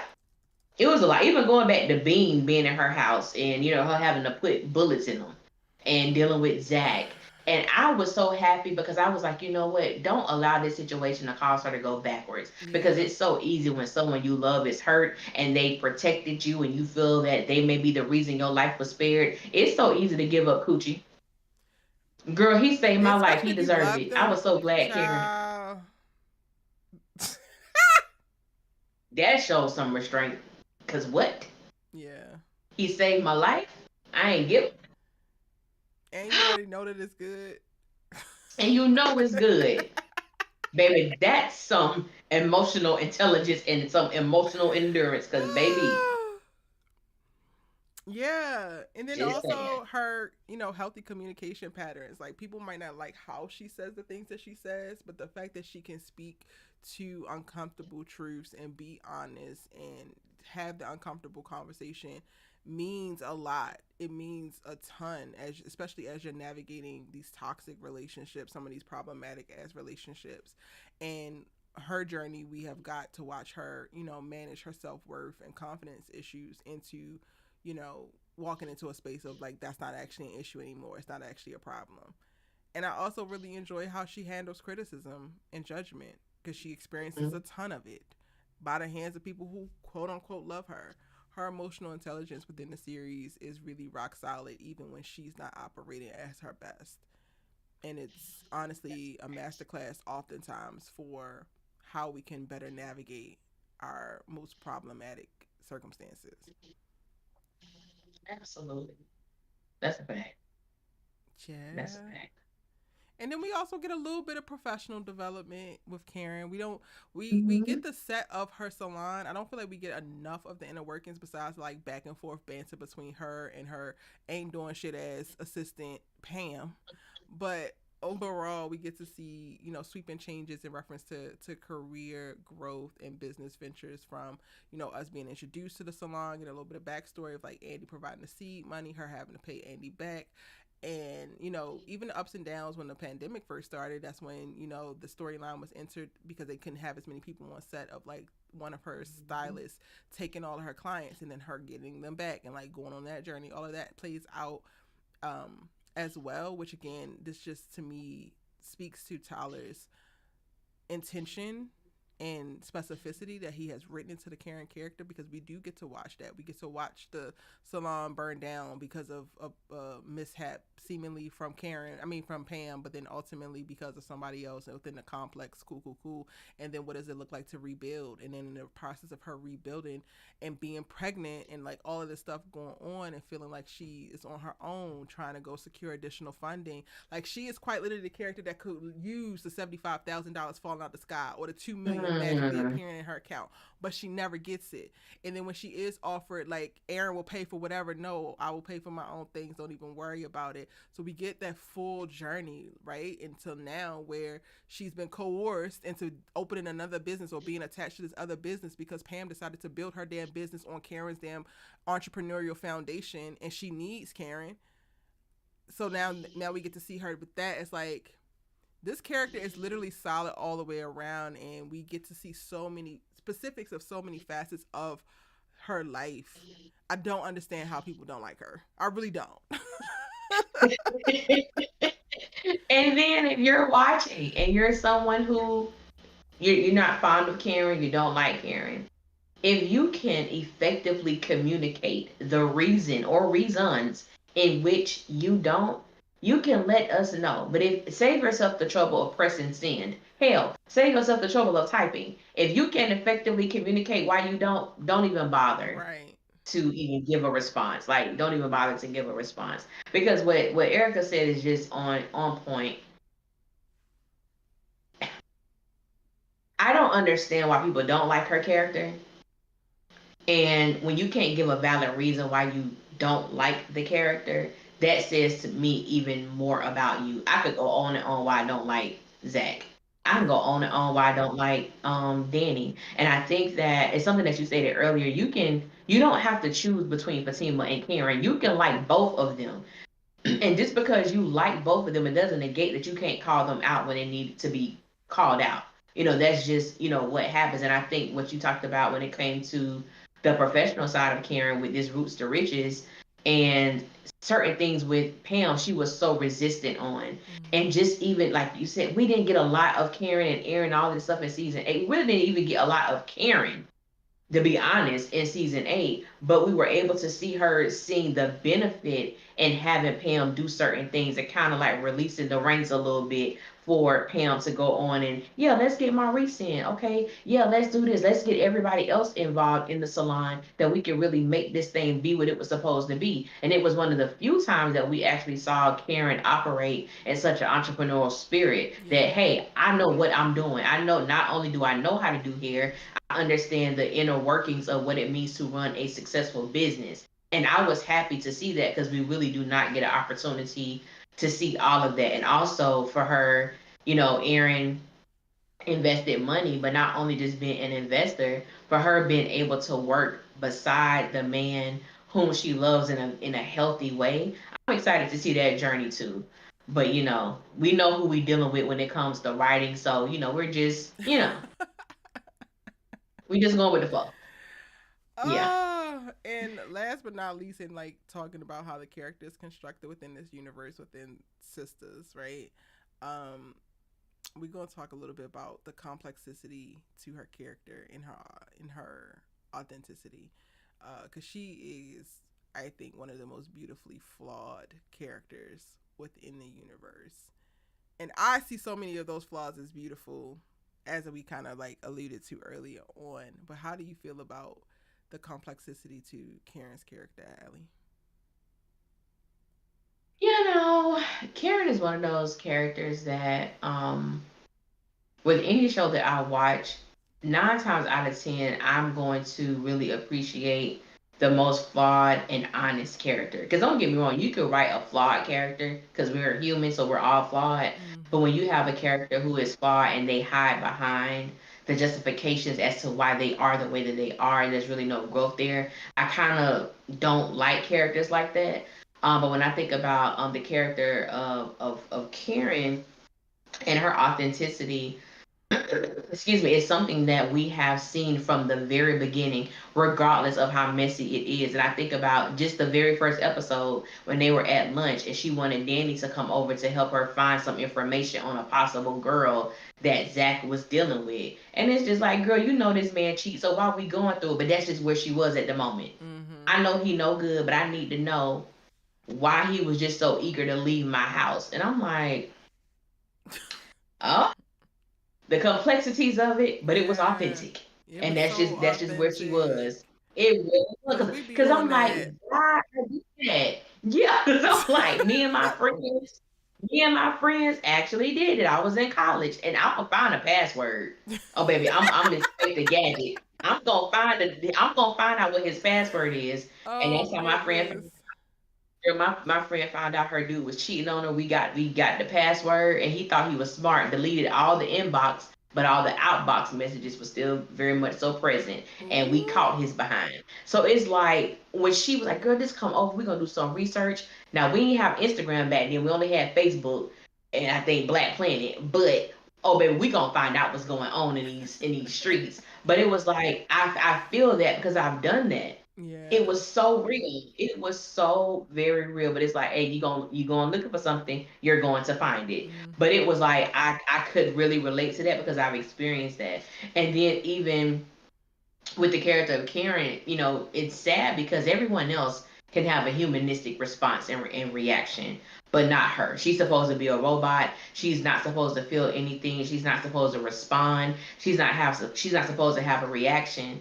And so when I think about that too, like what type of realness is that? It's okay. Oh, Zach cry. Oh, I hate to see Zach cry. You hate to see Zach cry, but you love to see Karen suffer. Ooh. Ooh. I'm not understanding. I'm really not understanding. But I think that the way that she was crafted, when Tyler was more so the sole writer of the show, there were certain things I didn't appreciate when he was writing. But Tyler really did give us some good material when it came to the character of Karen, the complexities of who she was, and even her authenticity. To me, she's just been real from the very beginning, and the fact that there has been so much, I guess, pushback on that when pretty much everybody else is kind of living a falsehood. Mm-hmm. And it's just been an interesting journey to Yeah. see none the least. It really has been. Two particular points of complexity for me that just are chef's kiss. are one, the saga around her discovering that she was pregnant but like not knowing and having all those visceral ass reactions, and I clawed it, I clocked it. I just knew immediately based off of the circumstances that were being presented, and I 100% got it. And while I don't want to excuse it, I understood it so much that I'm just like, all right, y'all, not too much, because hormones is a hell of a drug, and then you're also going through the grief of letting this person go, and then you also have to grieve the like idea of y'all and what you had planned and where you had saw your life with this particular person. All of that is a lot, and I personally loved it. I know it was trying to get through, but I related so hard to Karen in that particular moment. But then also in her honesty around not knowing what to do with Fatima, right? Like, you have the next woman, the new woman has infiltrated your friend group. And while I didn't have that direct experience, I was in close proximity to the woman who the nigga that I'm trying to figure this out with had a baby on me with. And like, you can look at her and be like, okay, girl, it's nothing inherently wrong with you, but I got beef with you, bitch. Like, I have beef, and it's internal and it's visceral, and it's like, I want to punch you in the face, but I shouldn't be punching you in the face. And I feel like we have watched that play out for so long. Like, now Karen is in a much better place, but I feel like people are very disingenuous to watch Karen navigate the whole breaking up of Zach and like the new relationship, and then having to be engaged with this new woman and not be honest about how hard y'all would probably be going with the new woman. Like, I need y'all to stop lying today. The way that you hold on to these niggas, the way that that's your man, going through hell and high water with this man, and then the next woman pop up and it's quote unquote the antidote, quote unquote that gets the best version of him, even though we now know that that's not actually the case. She just got a more dressed up version with a little bit of money. That's going to take you to a place, especially when you are still operating out of an unhealed space. So I personally think that so much of the flaws that we got to watch Karen engage with were just so beautiful at various seasons and various points in her life. And I am so grateful for Tyler to write it so that we could actually see it. Because in my opinion, more women are experiencing life the way that we get to see Karen experience life than they are experiencing life the way that Andy is experiencing life, or the way that Danny is experiencing life. Them two getting get out of jail free cards for hellish and not suffering any kind of consequences is not real. And I'm not saying that black women can't be lawyers, so don't be facetious and take it there, because y'all love to hear what y'all want to hear versus what the hell I just said. The way that Andy shows up in her occupation with her intellect and with the certain circumstances that we get to see, that woman doesn't get to have an assistant walk through their predominantly white law firm with a goddamn bat and say, give me my damn promotion now. That black woman don't ever get to see that. That black woman don't get to hunch on the damn boss and nobody whispering about her around the damn office. Various things happening. Meanwhile, Karen catches every single lick tied to the consequences of her decisions, thoughts, and behaviors. Yes, she does. Y'all gonna stop playing with her. Yeah. Karen said something. And you know, when you watch stuff on BET Plus, it's different than watching it when it come on BET. Karen pretty much summed up what her life has been for the past couple seasons. Pam asked her, was she serious about not liking Trey? Like, or was you just playing? Like, are you for real? Like, what's the deal with it? Karen said, Pam, I'm pregnant with twins by two different niggas. I tell you, I bust out laughing. I said, that sums up everything. Don't ask me about no other man. Don't you ask me about no other third leg person walking around this earth, because I am pregnant with twins. I don't want to talk about nobody else. It if I wanted to. Can't do nothing about it. You can have that little youngin'. I can't do nothing with him. Oh, but baby, goodness. when I tell you that thing cracked me up, And just now, even in that moment, seeing Karen being able to have a sense of humor Mm-hmm. about her Yep. situation, because she dealt with the, what are people going to think about mom when I go Yeah. out and I have two babies by two, like, to see her journey with that, and still being a very authentic, because what woman would not think that, I'm pregnant, I got two babies, that two different dads, the embarrassment, the shame that I have. Yep. But now I'm on the other side of that, and I've accepted what it is, and now I can make a joke about it, laugh about it. So it's like, man, that thing was just so funny. But just even the journey with that, and just being, authentic. And I can only imagine what some people are gonna say when they watch this video.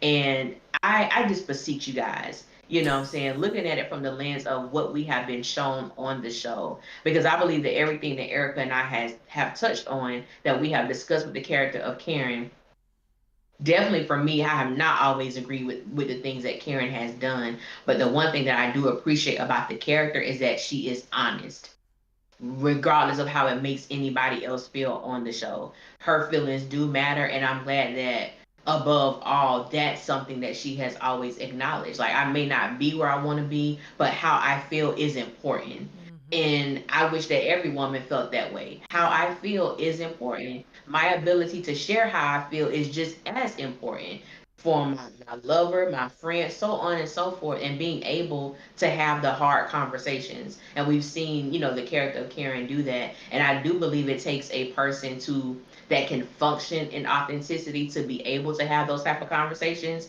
with other people, and with herself as well. So I'm glad that we are able to see that, with this character. Yeah. I don't know, Ellie. How you feeling about our conversation so far? Do you think we made a valid case for why Karen is the heart of Sisters? I think we have, one of the other things too that, I don't know if we touched on. I don't believe we did. Well, I think you did touch on with the fire. Um, One of the reasons I say that Karen is the heart of Sisters is because Karen, to me, is the only character that if something was to happen to her, every major character on the show shows up. I don't think any other character that would happen to. Because it impacts them. Now the because the impact, yeah, it impacts everybody. So with the sisters, of course, the sisters gonna show up. Zach ain't showing up if something happened to Sabrina. Yep. Fatima ain't showing up if something happened to Sabrina. But Karen is that one character that if something happens, everybody is showing up. We saw that with the fire. Yeah. We saw that with the fire. We saw Literally. with the preview what's coming up. Everybody is going to rally around. Everybody's going to be there. So she has the ability to do that. She is literally the only character that connects everybody on the show. Yeah, and because she's a character that I feel like has the deepest writing, the most nuanced writing, and has had to carry so much emotionally at the same time. Like, we've seen seasons of stuff, right? Like, we got a dip with Fatima and going back down memory lane with Ian, and like he made her get abortion, and that was her big emotional moment. But then now she's kind of back coasting, right? We have a moment with Andy when it comes to the whole Gary thing. Even in, I guess, was it last season, when she's like, I'm tired of people talking, when she gets fired or suspended, and she has this moment, this one episode where she's like, I'm done taking people's shit. And then, no. Karen has had to sustain Mm-hmm. a tumultuous seas of like self-doubt and disrespect, and her whole world blowing up, and grieving a relationship. And like, that character is, to me, where they built everything else off of, so that all of these other characters are only able to function in inadequacy or in deficiency in reference to having a full-on journey or full-on soul actualized, because Karen is there providing this grounding force for them to bounce off of. Is Andy going to be a good friend to Karen or betray her with Fatima? That Fatima and Andy is grounded or launched off of her relationship with Andy. Similar to Danny, you are now bonding with Fatima off of y'all's mutual disrespect of Karen, right? Sabrina, you have a close relationship with her. You need her, but you also like the idea of creating this family that y'all have. So you're not willing to let the girls group go because you don't actually like your family and you are leaned too heavily on from your family and supporting them. So your found family is the most important family to you. So when it's time for you to stand up for Karen and maybe potentially walk away from the group, you can't do that because internally you're struggling with the idea of releasing the damn group. Like there's so much of everybody's story built on their engagement with, their love for, or how Karen moves throughout the world. So you hoes can't tell me about her not being the heart of Sistas. Whether you like her or not, the facts is the damn facts. You said that. And that was just a pinch of You it. said that.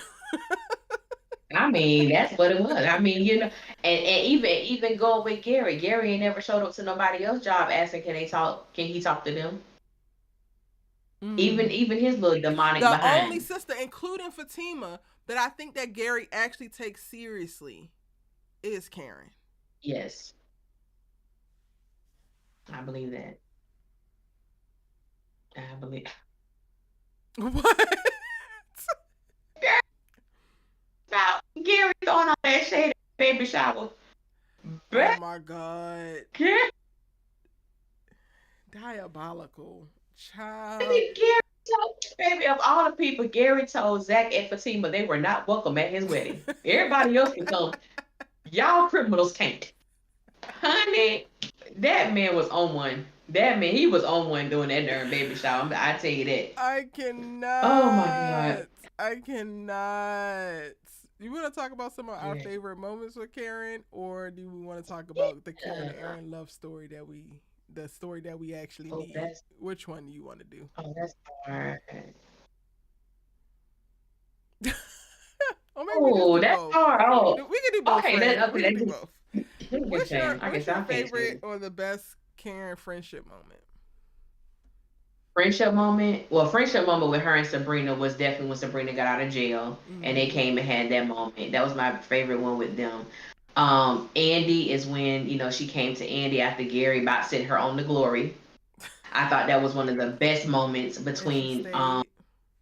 yes, and she stayed between Karen and Andy with Danny.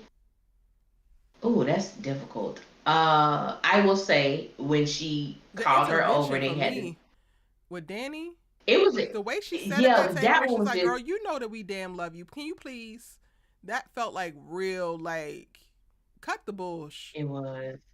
It was like that was a moment, but I think for me, I think I loved more when they were just by themselves. So it was like no distractions other than them two, and just for her to be like, Danny, you are one of my best friends. I love you.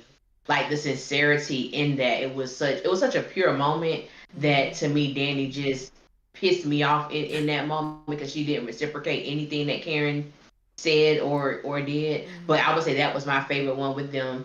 Um, uh Aaron, favorite friendship moment is after Fawn passed away and she allowed him to lay his head in her lap the whole night. Like truly was a friend to him in that moment. That was, I would say, as far as friendship between them, that was my favorite moment between Yeah. between them. Yeah. What about you? There's so many, but one I moment know. that like stands out to me is like, I don't know if y'all can actually see it. It's this moment when Karen just comes to Andy's penthouse after going to the duplex, and then Heather shows up. Was that it? When she's like, "Oh God, don't you defend her." Was that? And the shoot about Fatima. Yeah. And she was crying in Andy's penthouse and begging Andy to not defend her in this one moment, like show up for me as a friend. I think so. I think that's what it was, but I think I so. have like Yeah. multiple points of that particular scene on my wall because baby Ebony ate that scene down. But that was a moment where she was just like pleading for Andy to show up an ounce of how she shows up for her. And Andy's just sitting there looking stupid like dumb diddy. I'm not. I'm not. You are. You are betraying me. You are pedestalizing her like you are. And she didn't say all of these things, but all of that was built into like how she delivered the lines that she did say. And in that one moment, I knew, one, how much she loved Andy, two, how much she needed Mm-hmm. Andy to affirm her in this moment, and three, exactly how low of a point that she had sunk in her life for all of it to be happening in a way that it was happening. So that is one of my favorite moments. And I know like you just gave a bunch that were really great of like how she has shown up for them, but that moment for me just really solidifies that she's in it with these friends and she puts a lot of weight on these friendships. Mm-hmm. She do. Um, She really do. what's your favorite or the best relationship growth moment?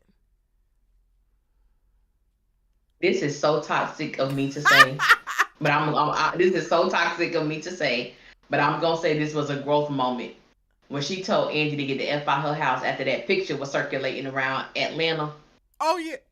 When she was like, that was growth for me because normally Karen just takes it. She takes the disrespect. She takes Yeah. you not there for me. You get the F, get out of my house. Yeah. And don't ask him nothing. I said, that's right. Leave my man out of this. This is between you and me, ho. Leave my man alone. But it was like that scene, and y'all have to watch it on BET Plus because Ebony said the F word like 3 times. Okay, regular BET doesn't know justice. You gotta watch it on BET Plus because the way Ebony was saying the F word, I said, baby, I feel every F bomb you dropping. You meant that. Get the F out my house. Leave now. Get the F out. I said, ooh, my that was a one for me. That was one for me. That was toxic, but I'll take it. I'll I take like it. that. I like that. Relationship growth moment. I think I would go back to this most recent season with her having a conversation with Aaron about her feelings and how she wants to try again. Like that, gave me all the feels. And like her being able Mm, to sit in him questioning it and like not being sure because of her knowing like how she had been and not getting offended really by it and not allowing it to dissuade her from like actually bringing him closer to her and putting them on the right path. Like that for me is definitely up there for sure. What about the best yeah, moment it's up that you there. think of her standing up for herself? Standing up for herself. Hmm.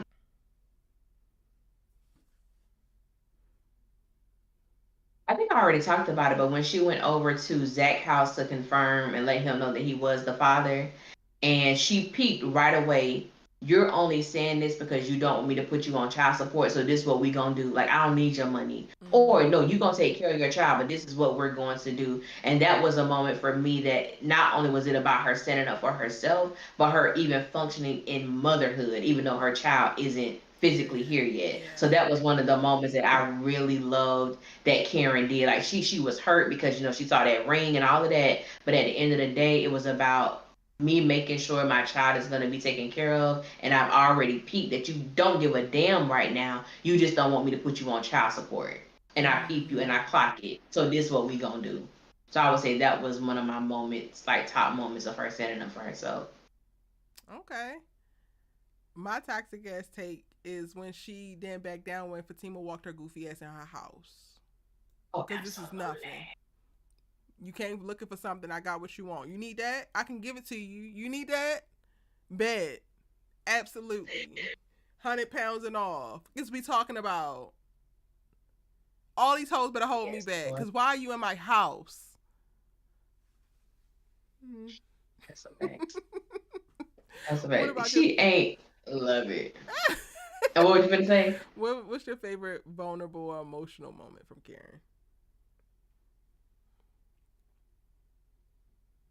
You already hit it, but this past season with Aaron, I Mm. think that was one of the most vulnerable moments she had been with him because she put Aaron is so I feel accustomed to making like the first moves, and Mm. Aaron really had no idea that Karen was coming from this place. He really was there just being who he is. I'm gonna go fix you a plate. No, just sit back, babysit. Like, chill out, calm down, you know? And he like, okay, what you want to do? And when she kissed him, of course he kissed back, but he was just shocked, like, wait a minute, you know, Yeah. what's going on? And for her to put herself in a position to be rejected because it had been months, she didn't know what he had been up to or the possibility of him seeing someone. So for me, that is such a vulnerable place to just, as a pregnant woman, good and pregnant woman, to put Mm-hmm. yourself out there to to be rejected. And it was such just the small saying of her where she was like, you know, don't resist. She didn't say resist. She was like, don't stop yourself now that I'm ready. And to Mm-hmm. me that spoke volumes. Yeah. I am ready now. All the stuff that happened in the past between us, everything. I'm ready to be with you. I'm ready to receive everything that you are. To me, that was such a vulnerable place to see that character in. And girl, I was here for it. I ate it up. Yeah. I ate it up. I love that moment.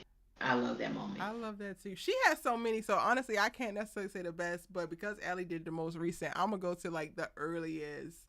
And I burned into my brain is the visual of her in that terrible ass wig, season 1, episode 2, when Zach is like begging her to like take him back, and he's on his knees holding her legs, and she is like trying to stand so tall and like, no, I made my decision, I want out, but you could tell that she loved this man so much. It's in that moment that I was like, oh yeah, she not playing. Okay, this is what this character finna bring this. There was so much nuance in the confliction of like wanting to choose better and knowing better, but then your heart also trying to tell you to do something else, and you could just see the conflict, the fight play out internally for her in that moment. That is definitely up there for me in some of her most Yeah, vulnerable and emotional moments. that was. Ah, Well, that and was a then good one. I'm thinking about all these moments, and it's even when so she wanted to many. tell, it's so many. When she wanted to tell Aaron that she was pregnant, but she just couldn't find the words. She was like, I'm processing, and I'm okay. And even with that, she was still trying to find something is not right with you. You are too perfect. You are too. And he Mm-hmm. was like, Karen, don't try to project that onto me. And she was like, that's not what I'm doing. He said, yes, it is. So Yeah. I love that. Like she went from like, hey, I don't know yet, you know, what's going on. And I'm like, oh my God, just the vulnerability of knowing you have to tell someone something and you don't want to deal with the reality of what that could mean, you Yeah. know. So that was a moment for me as well with Karen. Well, that's a perfect segue into the Karen and Aaron love story, the love story that we all needed. Yeah, You want to talk a little bit yes, Lord. about that, Allie?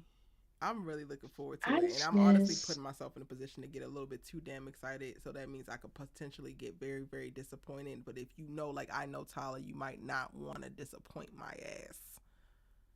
Anyway. oh Father. um what I will say is that I am so excited that we have been able to see this journey, not just from Karen's perspective, but also with Aaron. And it's not all the time that we do see a man that is so invested in a woman that he is willing to allow her space for her own healing process and Yes, him not Lord. Yes.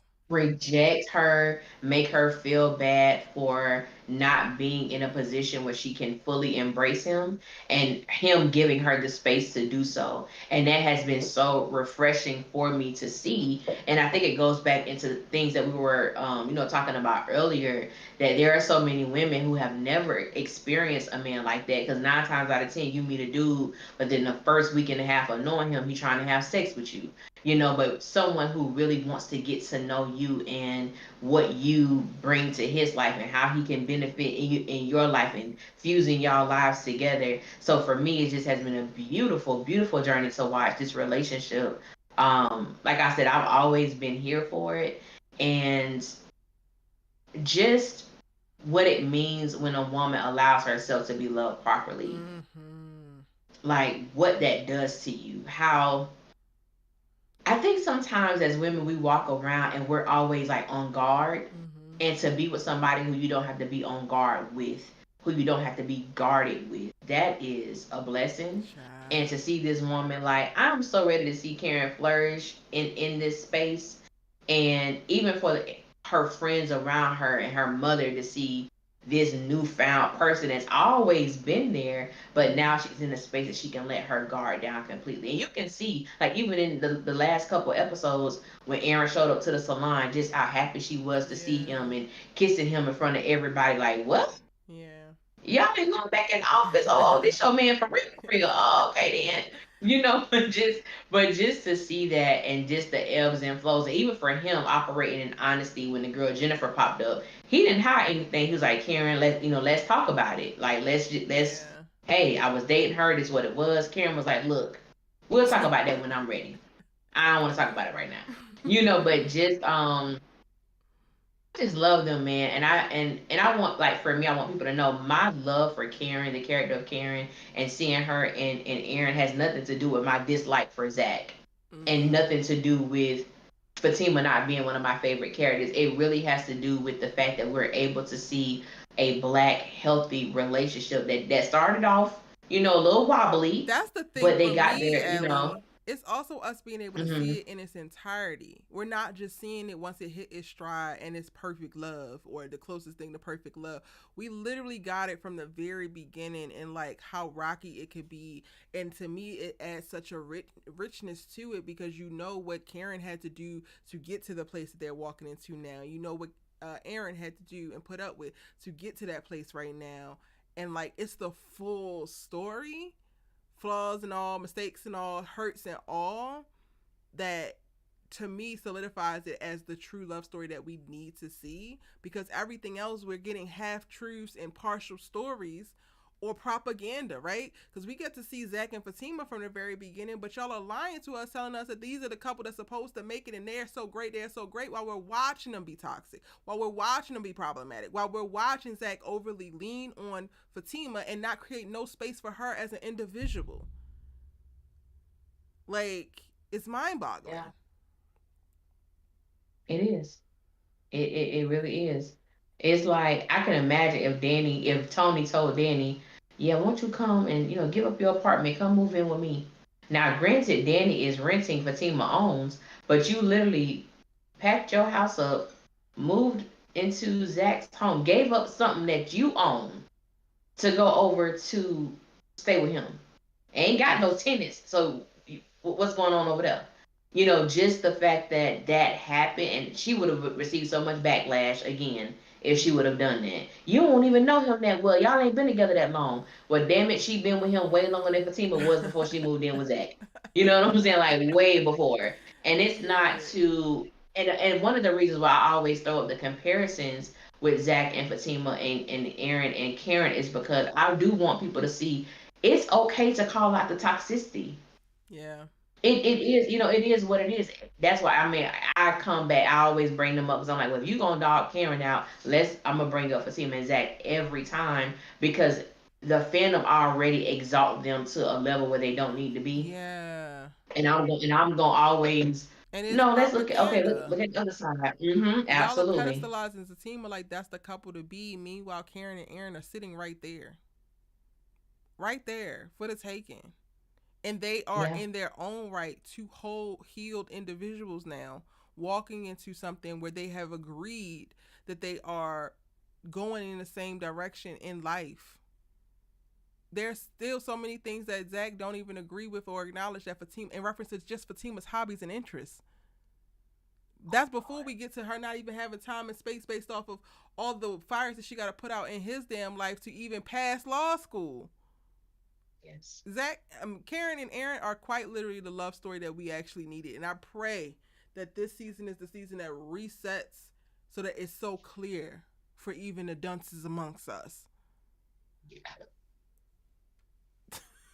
Yeah. Yeah. Anything else you want to add about our girl Karen, Allie, as we get ready to wrap up this lovely episode where Um, we made a valid case that I Karen think we is made a quite literally the valid heart of case. Sistas? Yes, I just want to say like the way that it's framed, that Karen and Aaron are the couple that we needed, and I think the way that that's even delivered is necessary because it says needed and not want. Because when you Mm. need something, it is essential. It is necessary, and I believe that that's the difference between Zach and Fatima may be the couple that people want, but Karen and Aaron are the couple that people need because it is definitely displaying what happens when healed people come together. And Mm-hmm. you can get with somebody. And it's not saying you are completely healed and everything like that, but when you are actively moving toward that goalpost in comparison to just getting together because we have good sex. Let's be clear as to why Zach and Fatima got together. Because we have good sex and the brother needed a place to lay his head. No shade, just facts. But when I think about Karen and Aaron, it just does my heart joy because out of the four main women on this show, we have yet to see them be in a flourishing relationship. And Fatima gets to experience a relationship, not a flourishing one, but she's still in one. And I always found that weird myself. But I'm just happy that Karen gets to experience motherhood. She gets to experience life with someone whom she loves because it's past time for Yeah. someone to have this on the show, and I think Karen is the best candidate for that. But I do hope that we have displayed the reasons why we enjoy Karen. Also pointed out the times where it was like, sis, what you doing out here in these streets? Will it back in, and seeing her journey. And I know this video gonna get some. Oh, I can already imagine. But like I said, all I'm saying is just have an open mind and just consider the things that we've said. And if you can, like I said, effectively communicate the reasons you don't agree, put them in the comments. But if not, keep that mess to yourself. Please and Keep thank it to you. yourself. But yeah, we here. We gonna be here for season Child, 9 season 9. And we actually and talk about 10. the trailer in our Art of Suffering video, y'all. So we're not actually gonna take a Yeah. ton of time tonight. Next week we are going to have when friendships fail. So we're gonna talk about the sisterhood within sisters, and then the following week is the art of suffering, and we talk about the trailer then, and that is a little bit closer to the premiere, which there will be a new season of Tyler Perry Sisters season 9 on July 16th. After the Art of Suffering video or live stream, y'all, we're going to take a break for 2 weeks and then come back on premiere night. But you still have Yes. another 2 weeks of new Our Sisters Keepers episodes until we get ready to take a little brief hiatus ourselves. We hope that y'all enjoyed tonight's episode and our moment to be able to give Karen all of her flowers. I've enjoyed Yes. this video and like talking about being able to talk about our girl in this way. Feel free if you're catching this on replay to drop a comment and share your thoughts. Thank you to everybody who was in the chat. DNC Greatness, Yes. Kenny Yes. Ford, Ahmad, Shy Girls, Jace 23, AW, Robin K. Thank you for being here. Mimi Loves Peace. Ethan, Janelle, Shari, I believe, Kelly Hester Jones, Tam B. Thank y'all all for joining us live.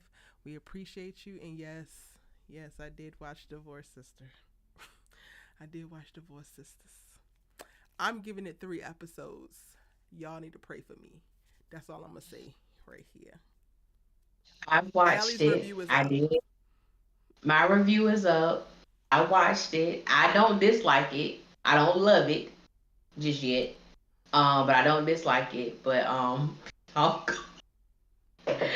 can go to my channel and check it out. And I also did a review for Sister Season 9 trailer breakdown. So y'all can head over there if you choose to and take a little listen. But those two videos are up for me. Mine is coming. Y'all keep Erica in y'all prayers for divorce. Sister. At this point, I'm never beating allegations, people's enemy, because y'all not gonna like me. Y'all remember you asked me to talk though. Remember that. Remember you asked me that I watch it, and then y'all asked me to review it. When I drop these videos, remember that. That's all I ask. That's all I ask. it. I don't dislike it yet. I like it. So yeah, y'all check it out. Y'all have a good night. How about that? Peace out, y'all.